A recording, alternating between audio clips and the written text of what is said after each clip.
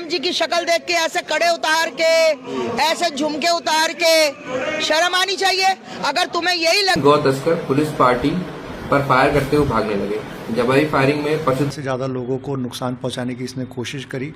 इस साजिश के तहत मंसूर आलम, रिकवरी 24 आज आपके सामने 3 खबर लेकर के आए। तीनों खबर आपको देखना और सुनना जरूरी है। पहला खबर बॉम्बे का है और दूसरा तीसरा खबर आपको यूपी का जो है मैं दिखाऊंगा। पहले खबर पे आते हैं। 15,000 इंसानों के मौत के सौदागर जो है, जो अभी पुलिस के शिकंजे जो चढ़ा हुआ है, जो मुहर्रम के रोज चूहा मारने का जो टेबलेट, ये कैप्सूल बना करके और सबको जो खिला जो रहा था, ये कह रहा था ये दर्द का है, बदन हाथ दर्द का ये टेबलेट है, कैप्सूल है, इसको आप खाइए, आप ठीक हो जाइएगा। जिसमें जो है 30,000 कैप्सूल बना हुआ था, जिसमें 15,000 कैप्सूल जो है उसने जो है ले करके आया था। लेकिन इसका मनसूबा जो क्या था, ये आप सोच भी नहीं सकते हैं। ये जो है ज्यादा से ज्यादा इंसानों को नुकसान करने के लिए जो है ये कैप्सूल ये ले करके आया था और सबको दे रहा था। लेकिन एक इंसान जब उस कैप्सूल को खाया तो उसको जो है वॉमिट होने लगा। जब चेक किया हॉस्पिटल ले जा करके तो पता चला कि ये जो है जहरीला जो है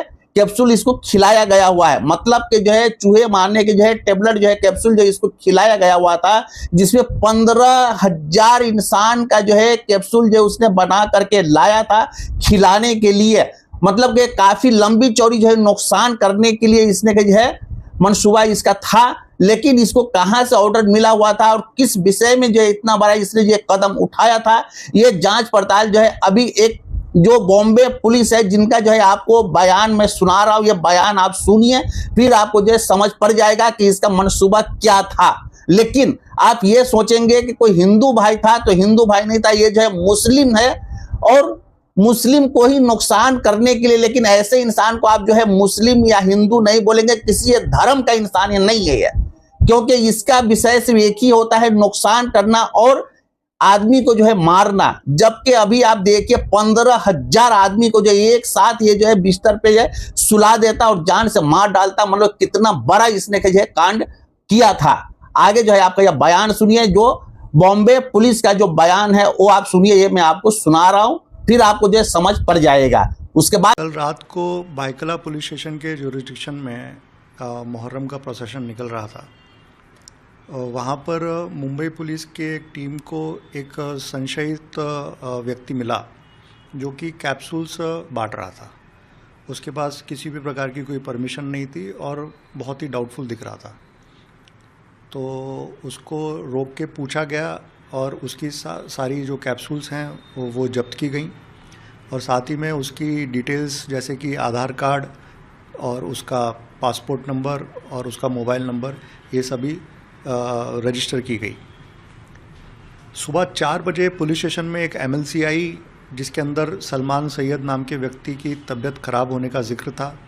उसको उल्टी और उसको पेट दर्द ऐसी शिकायतें थी और उसने मेंशन किया था कि उसने इस प्रोसेशन में बढ़ रही एक कैप्सूल का सेवन किया है।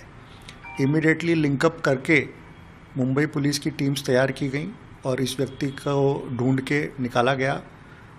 और जब इसको पुलिस स्टेशन लाया गया तो इसने कबूल किया कि इसकी एक साजिश है और इसने इस प्रोसेशन को टारगेट किया और ज़्यादा से ज़्यादा लोगों को नुकसान पहुंचाने की इसने कोशिश करी। इस साजिश के तहत इसने 50 किलो जिंक फॉस्फाइड नाम का केमिकल ये प्रोक्योर किया और 30,000 MT कैप्सूल्स ये भी प्रोक्योर करी। पिछले 15 दिनों से ये मुंबई में मुक्काम करके उन कैप्सूल्स में जिंक फॉस्फाइड भर रहा था और अल्टीमेटली ये सारी कैप्सूल तैयार करके इसकी तैयारी थी कि ये मुहर्रम में लोगों को बांटेगा on the pretext of pain killing medicine. But due to the alertness of Mumbai police and the hard work of Mumbai police, good detection by Mumbai police, ये बहुत बड़ा हादसा टाला गया है और एक मास कैजुअलिटी कह लीजिए वो टली है।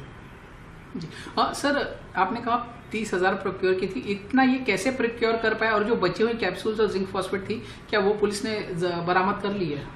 इसका खुद का एक पेंट का बिज़नेस है और उसी बिज़नेस के प्रिटेक्स्ट पे इसने ये दोनों चीज़ें प्रोक्योर करी। एक केमिकल की जो बिज़नेस को भी इसने बताया कि मेरा पेंट का बिज़नेस है और उसके प्रिटेक्स्ट पे इसने ये ऑर्डर किया और साथ ही में कैप्सूल्स के बारे में इसको जानकारी एक ऑनलाइन कॉन्टैक्ट से मिली और वहाँ से भी इसने कम्युनिकेशन करके एम्प्टी कैप्सूल्स ऑर्डर करी हैं। सर, जो रिमेनिंग कैप्सूल्स और जिंक फॉस्फेट है, क्या वो पुलिस ने जब्त कर लिया, उसकी तलाश जारी है? अभी तक 14,900 कैप्सूल्स पुलिस ने सीज़ की हैं और बाकी जो बची हुई कैप्सूल्स हैं और जो केमिकल है वो सीज़ करना बाकी है and it is part of the investigation. जी सर, ये ईरान इराक भी काफ़ी बार जाके आ चुका था, क्या वजह थी, वहाँ किसी से मिलता था, कुछ और जानकारी इसके बारे में? जी, ये सारे backward linkages they are currently the part of investigation. जी, और सर क्या इसके संपर्क में कोई था, मुंबई में कोई इसकी मदद कर रहा था या और कोई इसका साथी? बिल्कुल, ये सारे एंगल्स अभी हम जांच कर रहे हैं, इसके कोई अकॉम्प्लिसेस हैं क्या, it is all part of investigation. प्रदेश का आपको जो है खबर जो मैं सुना रहा हूँ गौ तस्करों का जो है, ये आप सुनेंगे तो आपका जो होश खराब हो जाएगा। आप नाम सुनेंगे तो हिंदू बिरादरी जो है जो गौ तस्करी का जो है काम जो कर रहा है, और कम से कम आधा दर्जन जो है गाय उसके पास से जो है बरामद हुआ है, जिसमें जो है आपको जो है नाम जो है मैं बता रहा हूँ। पहला नाम जो है उसका जो है मेरे भाई संतोष है, और दूसरा सिराज और संतोष, ये तीनों जो है गाय तस्करों का जो है काम कर रहा था, और कम से कम आधा दर्जन से ज्यादा गाय जो है इसके पास से जो बरामद हुआ है। जो आगे जो है यूपी पुलिस का जो बयान है वो मैं आपको सुना रहा हूँ। ये जो है गाय को लेकर के जा रहा था, तीनों जो है गाय कटवाने के लिए, और कटवा करके गाय का जो है ये गोश्त बेचता था यह। तो ये जो है अंदर अगर जब कोई मुस्लिम नाम होता, दाढ़ी टोपी वाला होता, सिराज हो गया, अकबर हो गया, या चाहे ऐसा कुछ भी नाम होता, तो आप समझ सकते हैं तो फिर आगे क्या होता और अब तक कितना हंगामा हो चुका हुआ रहता। लेकिन ये तीनों नाम जो मैं आपको बताया हूं, तो अभी कोई भी मीडिया इसके ऊपर जो हंगामा करने वाला नहीं है और कोई भी कुछ बोलने वाला नहीं है। ये वीडियो आगे जो है आप देखिए, जो इस टाइम जो है आपको यूपी पुलिस का बयान जो मैं सुना रहा हूं, ये आप सुनिए, फिर आपको जो समझ पड़ जाएगा कि गाय तस्करों कौन है और कौन इसका धंधा कर रहा है, और गाय को काटने का जो धंधा कौन कर रहा है। वीडियो आप देखिए पूरा। दिनांक 28/6/2026 को थाना अध्यक्ष बिरनो मैं फोर्स संदिग्ध अपराधियों व वाहन की चेकिंग कर रहे थे कि तभी मुखबिर द्वारा सूचना मिली कि पलिया गांव की तरफ से पिकअप पर कुछ गौवंश बछड़े लाद कर जरगो होते हुए हाईवे पर ले जा रहे हैं कुछ लोग। इस सूचना पर थाना अध्यक्ष बिरनो मैं फोर्स जरगो से पलिया की ओर चल दिए। वह जैसे ही पलिया हनुमान मंदिर के पास पहुंचे तो पुलिस की गाड़ी देखकर पिकअप गाड़ी सड़क पर छोड़कर 3 गौ तस्कर पुलिस पार्टी पर फायर करते हुए भागने लगे। जवाबी फायरिंग में पशु तस्कर सिराज पुत्र मंसूर खान निवासी ग्राम नौनहरा थाना नौनहरा के दाहिने पैर में गोली लगी है, जिसे प्राथमिक उपचार हेतु सीएचसी बिरनो भेजा गया है, तथा अन्य 2 अपराधी जिनका नाम संतोष राजभर दिलमोहन राठौर को मौके पर पकड़कर गिरफ्तार कर विधिक कार्रवाई की जा रही है। इन पकड़े गए अभियुक्तों पर पूर्व में कई गौ तस्करी के मुकदमे भी हैं तथा इनमें अग्रिम विधिक कार्रवाई की जाएगी। आप तो जानते हैं हर जगह अभी जो है मंदिर के अंदर जो चोरी जो हो रहा है, दान पेटी से जो चोरी हो रहा है, तो ये तो आप जानते ही है, हर जगह से खबर आता है और सोशल मीडिया पे काफी तेजी से वायरल हो रहा है। लेकिन इस बीच जो है आप ये भी जानते हैं सबसे बड़ा कांड जो हुआ है राम मंदिर का हुआ है। जबकि राम मंदिर के विषय में अगर कुछ बोलूं तो मेरे ऊपर भी FIR जो दर्ज हो सकता है, तो इसके लिए जो है इस विषय में मैं तो खैर कुछ बोलूंगा ही नहीं, क्योंकि आप जानते हैं जो नाम लेता है तो बीजेपी की सरकार जो है वो एक ही लफ्ज बोलता है, दूसरे ही का नाम वो लगाता है, मतलब कि जो है वो जो है दूसरे के ऊपर जो है मटका जो है फोड़ देता है। तो इस विषय में जो है मैं तो खैर कुछ बोलूंगा ही नहीं। लेकिन जो साधु है, अब ये आप देखिए साधु संत जो है, तो इनका बयान आपको मैं सुना रहा हूँ क्या बोल रही है मैडम जी, फिर आपको जो है समझ पड़ जाएगा। क्योंकि इसीलिए मैं क्या बोला कि मैं तो कुछ बोलूंगा नहीं, लेकिन ये साधु संत जो है तो इनका बयान आप सुनिए, फिर आपको समझ पड़ेगा।